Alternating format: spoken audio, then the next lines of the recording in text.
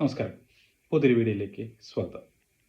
R Sreekandan Nair നടത്തുന്ന തമ്മിൽ തമ്മിൽ എന്ന ഒരു പരിപാടി ഇന്നലെ കാണാനിടയായി. നായ്ക്കളെ കുറിച്ചിട്ടുള്ള ഒരു പരിപാടിയായിരുന്നു. അതിൽ ഒരു ഉമ്മയുടെ 8 വയസ്സ് തികയാൻ പോകുന്ന ഒരു കുട്ടിയെ പട്ടി കടിച്ചതിനെ പറ്റിയിട്ട് ആ ഉമ്മ പറയുന്നതും ദുഃഖിക്കുന്നതും എല്ലാം കാണാനിടയായി. കടിച്ച കുട്ടി മരിച്ചതിനെ അല്ല ആൾക്കാർ പലരും സപ്പോർട്ട് ചെയ്യണത്. എനിക്ക് തോന്നിയത് നായ്ക്കളെയാണ് പലരും സപ്പോർട്ട് ചെയ്യുന്നത്. അപ്പോൾ എനിക്ക് തോന്നിയ കുറച്ച് കാര്യങ്ങളാണ്. 8 വയസ്സായ കുട്ടീനെ പട്ടി കടിച്ച് പേയിളക്കി മരിക്കുക എന്ന് പറഞ്ഞു കഴിഞ്ഞാൽ ഹൃദയത്തിൽ ടച്ച് ചെയ്യുന്ന ഒരു സിറ്റുവേഷനായിരുന്നു. അങ്ങനെ എത്ര കുട്ടികളെ നായ്ക്കൾ കടിച്ചിരിക്കുന്നു. കാണുമ്പോൾ നമ്മുടെ കണ്ണുകൾ നിറയുന്ന ഒരു എപ്പിസോഡായിരുന്നു അത്.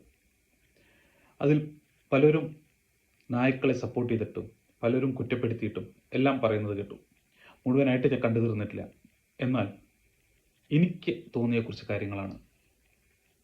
ഈ ഗവൺമെൻറ് പുലികൾക്കും ജിറാഫുകൾക്കും എല്ലാം ഒരു സൂ ഉണ്ടാക്കുന്നുണ്ടല്ലോ. ആ സൂവിൽ ഒരു സെക്ഷൻ പട്ടികൾക്ക് വേണ്ടി എന്തുകൊണ്ട് ഇവർക്ക് ചെയ്തുകൂടാ?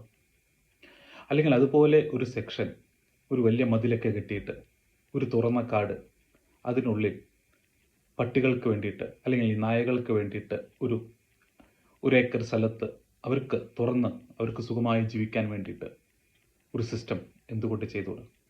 വണ്ടികളിൽ പോയിട്ട് ആൾക്കാർക്ക് ഭക്ഷണമൊക്കെ കൊടുക്കാമല്ലോ. അപ്പോൾ ഈ പട്ടി കടിക്കുമെന്നുള്ള ഒരു ബുദ്ധിമുട്ടും ആർക്കുമില്ല.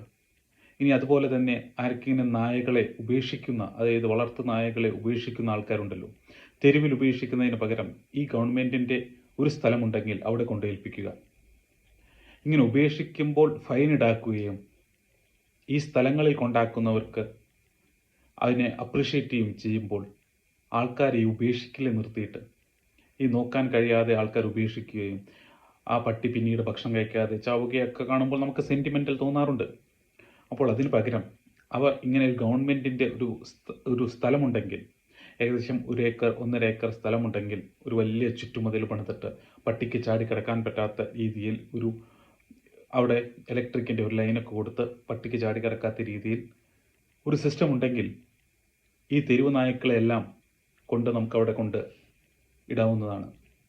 അപ്പോൾ ഈ ആക്രമണത്തിൽ നിന്ന്, നമുക്ക് തെരുവ് നായ്ക്കളുടെ ആക്രമണത്തിൽ നിന്ന് കുട്ടികളെ രക്ഷിക്കാൻ നമുക്ക് കഴിയും. ഈ പട്ടികളെല്ലാം പേവിഷബാധ മാറ്റാൻ വേണ്ടി ഇഞ്ചക്ഷൻ ചെയ്യുക എന്ന് പറയുന്നത്, ഈ തെരുവ് നായ്ക്കളെ എല്ലാം കുത്തിവെക്കുക എന്ന് പറയുന്നത് നടക്കുന്ന കാര്യമില്ല. എന്നാൽ ഈ പട്ടികളെല്ലാം പിടിച്ച് ഒരു സ്ഥലത്ത് കൊണ്ടിടുക എന്ന് പറയുന്നത് നടക്കുന്ന ഒരു സംഭവമല്ലേ? എന്തുകൊണ്ട് ഗവൺമെൻറ് അതിനെ പറ്റിയിട്ട് ചിന്തിക്കുന്നില്ല? ഈ എന്തായാലും ഇലക്ഷൻ വരികയാണല്ലോ, അപ്പോഴെങ്കിലും ഗവൺമെൻറ് ഇതിനെപ്പറ്റി ചിന്തിച്ച് നല്ലൊരു ഡിസിഷൻ എടുക്കട്ടെ. എല്ലാ പട്ടികളെയും എല്ലാ നായ്ക്കളെയും ഒരു സ്ഥലത്താക്കുക. അവരുടെ ഒരു ജീവിതത്തിൽ സന്തോഷമായി ജീവിക്കട്ടെ. മേനകാ ഗാന്ധിക്കും കുഴപ്പമില്ല, പട്ടി സംരക്ഷണക്കാർക്കും കുഴപ്പമില്ല, ആർക്കും കുഴപ്പമില്ല, നാട്ടുകാർക്കും കുഴപ്പമില്ല. കാരണം നായ്ക്കളെ വഴിയിൽ ഉപേക്ഷിക്കാതെ ഈ ഗവൺമെൻറ്റിൻ്റെ ആയിട്ടുള്ള ഒരു സംഘടനയിൽ ഉപേക്ഷിച്ച് കഴിഞ്ഞാൽ, അല്ലെങ്കിൽ കൊടുത്തു കഴിഞ്ഞാൽ, മറ്റു രാജ്യങ്ങളിലുള്ള പോലെ തെരുവാക്രമണത്തിൽ നിന്ന് നമ്മുടെ നാടിനെ നമുക്ക് രക്ഷിക്കാൻ കഴിയും. അതിനുദാഹരണമായിട്ട് ഏതെങ്കിലും ഒരു ജില്ലക്കാർ അതൊന്ന് തുടങ്ങുകയോ, അല്ലെങ്കിൽ ഏതെങ്കിലും കേരളം എന്നൊരു സംസ്ഥാനം അതിന് മുൻകൈ എടുക്കണമെന്നാണ് ദയവ് ചെയ്ത് എനിക്ക് പറയാനുള്ളത്.